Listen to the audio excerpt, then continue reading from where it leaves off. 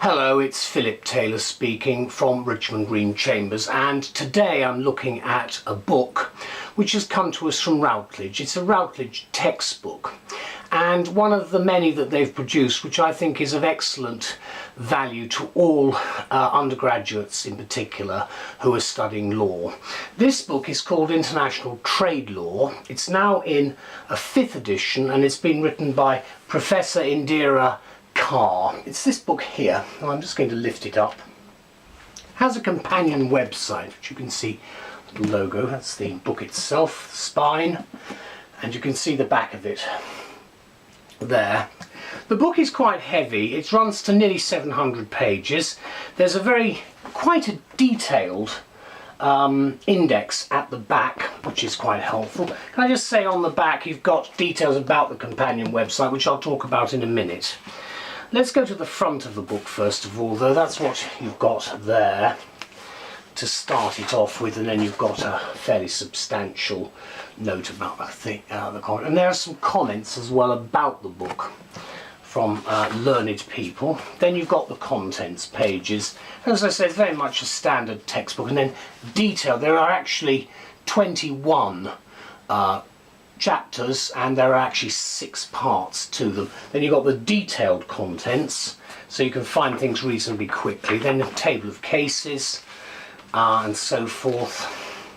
Then you've got the European legislation and other statutes and statutory instruments, of which there are quite a large number. Then there's a very useful table of abbreviations, which I think you can see there. Which actually continues, because with international trade law there are a lot of longer words which are actually abbreviated, and it makes life a lot easier. The preface is well worth reading because you get some idea for this 5th edition of what Indira Carr is trying to achieve. You've also got a standard introduction. You've got a lot of footnotes, a huge amount of bibliographical referencing that's going on. The introduction is very straightforward. Then with the chapters you've got a little index right at the beginning for each chapter. So you start with an introduction, of course, and then you go on. There is no paragraph numbering. You'll notice that's slightly different, but you have got all the footnotes, which you can probably see, which are there. And then just run through all of the various materials. Obviously you have at the end of each chapter a conclusion, and then further reading for those who are scholastic and looking to delve into the subject in much greater detail. It covers a very wide range of subject matter, and as I've indicated, it's relevant not just for the degree but also for professional studies. I didn't have this when I did international trade at the bar, but it would have been helpful. You do have forms in the appendices. There are a number of appendix and more forms there. Again, you've got another type of form there. That was quite important for me in the professional examinations. Again, there's another one just for an example. It was quite important, and again, I'm not going to show any more. You've got the general idea. Now, the companion website is particularly important. There isn't very much concerning using the companion website in the book itself, so you do need to go online. You'll see that there is an actual website there. Do go online and you'll find that very helpful. I'll talk a little bit about that when I mention what we've said about the book. Now, my wife Elizabeth and I have written a review, and she's done most of the work on this, but I've been through it and we've had a chat about it, an indication of what we think about the book.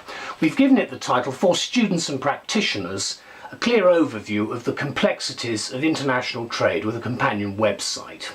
And we say this: students of international trade law, as well as fully fledged international lawyers, will welcome this recent publication from Routledge. This is the new 5th edition of International Trade Law by Professor Indira Carr of the University of Surrey. With the rapid growth of the global economy and the advent of and the worldwide use of the internet, International trade has become truly international in reality as well as in name. When I did the subject, we didn't have the internet, so obviously things have changed quite dramatically in the last 25 years or so. Indeed, much has changed since the previous edition of this respected work of reference was published in 2005, and even more has changed since the first edition appeared in 1995, so we're talking now of a 20-year span, effectively. We are living in, of course, the global village today, and as a result there's scarcely a legal practice anywhere that's not involved in some way in matters touching on or pertaining to international trade law, hence the usefulness and necessity of Carr's book. Of immense benefit to the student as well as the busy practitioner is the overview provided by this work of the complexities of international trade as illustrated by case law and informed by legislation and international rules and conventions. This area of law, of course, is diverse, as reflected in the size of the volume at about 700 pages.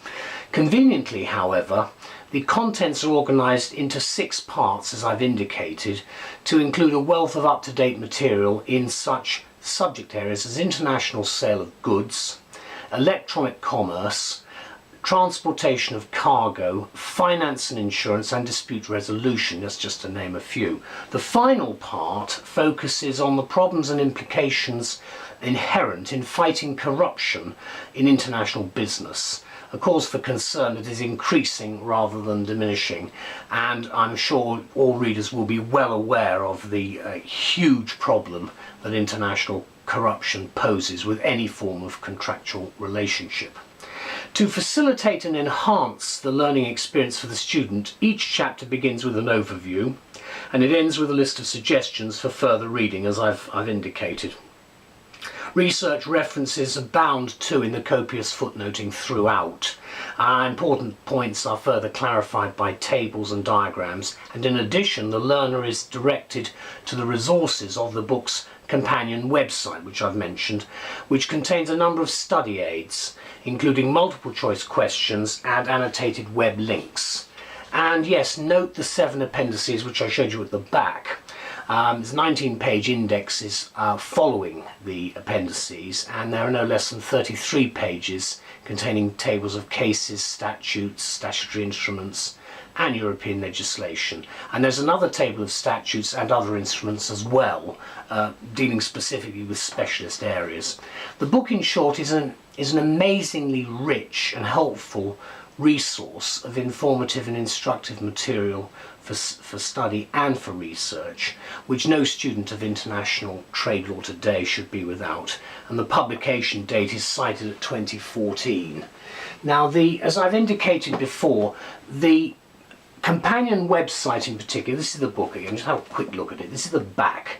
Again, I'm stressing the companion website a bit because bearing in mind what you've got in here, you can see you've got a lot of body copy with the footnoting and everything else. You've obviously got a huge number of cases, as I then mentioned, but the companion website is very much of a useful new teaching aid, which I think is helpful for both lecturers and for students. And I can't commend it strongly enough. I think Routledge have been extremely sensible in adopting this approach, because I think it helps all those who are studying this type of substantive law area for their degree or professional studies. Anyway, thank you to all concerned for an excellent publication. Bye-bye.